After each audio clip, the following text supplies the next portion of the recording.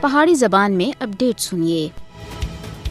بھارتی فوج سن بڑے پیمانے دے اتنے مقبوضہ جموں کشمیر گھراں دے اتنے چھاپے مارنا، منمانی گرفتاریاں اور ماورا عدالت قتل دے نال مقبوضہ جموں کشمیر وچ اپنا وحشیانہ کریک ڈاؤن اور زیادہ بڑھا کے دا ہے۔ بھارتی قابض حکام سن منظم طریقے سے کشمیریوں کو نشانہ بنانا شروع کر کے دا ہے۔ گھروں کو مسمار کیتا جا رہا اور نوجوانوں کو گرفتار کر کے شہید کیتا جا رہا اور پوری کشمیری قوم کو دہشت زدہ کیتا جا رہا ہے۔ پہلگام حملے دے بعد 2000 دے زیادہ کشمیریوں کو گرفتار کر کے دا ہے اور 3 نوجوانوں کو ماورا عدالت شہید بھی کیتا ہے۔ پہلگام فالس فلیگ آپریشن کے بعد پوری وادی کشمیر وچ کٹ تے کٹ 1 درجن مکانات کو بارود لا کے اڑا کے دا ہے۔ مودی حکومت تے جھابرانہ ہتھکنڈا دے باوجود کشمیری اپنی جدوجہد آزادی دے واسطے پرعزم اور ثابت قدمی دے نال ڈٹے ہوئے ہیں۔ کشمیریوں دے اوتے مسلسل ظلم و ستم جاری ہے۔ مودی دے دور اقتدار وچ بھارت اسلاموفوبیا سن انتہائی ملک شکل اختیار کر کے دی ہے۔ مسلمانوں دے خلاف زہر اگلی جا رہی ہے اور مودی دے بھارت وچ ہندوتوا نظریات کو آگے بڑھایا جا رہا ہے۔ ہندوتوا رہنما کھلے عام پاکستان دے اتنے حملہ کرنے اور کشمیریوں کو بھارت کے اندر تشدد کا نشانہ بنا رہے ہیں اور مسلمانوں کے خلاف ہتھیار دے استعمال کا مطالبہ کر رہے ہیں۔ ماہرین سن پہلا ہی بھارت وچ مسلمانوں کی نسل کشی کے بارے وچ دنیا کو باخبر کیتا ہے۔ بھارت وچ مسلمانوں کو شدید جانی اور مالی خطرات لاحق ہیں۔ بھارت وچ مسلمانوں کے اتنے بدھتے ہوئے حملے عالمی برادری دے واسطے ایک چیلنج ہے۔ بھارت اس خطے دے واسطے دن با دن خطرہ بنتا جا رہا ہے۔ بھارت اپنے گوانڈی ملکوں کو بھی معاف نہیں کر رہا۔ پہلگام حملے دے بعد وچ بھارت سن اس خطے دے اندر جنگ جیسا ماحول پیدا کر کے دا ہے۔ لہذا اقوام متحدہ سمیت بین الاقوامی برادری کو بھارت کو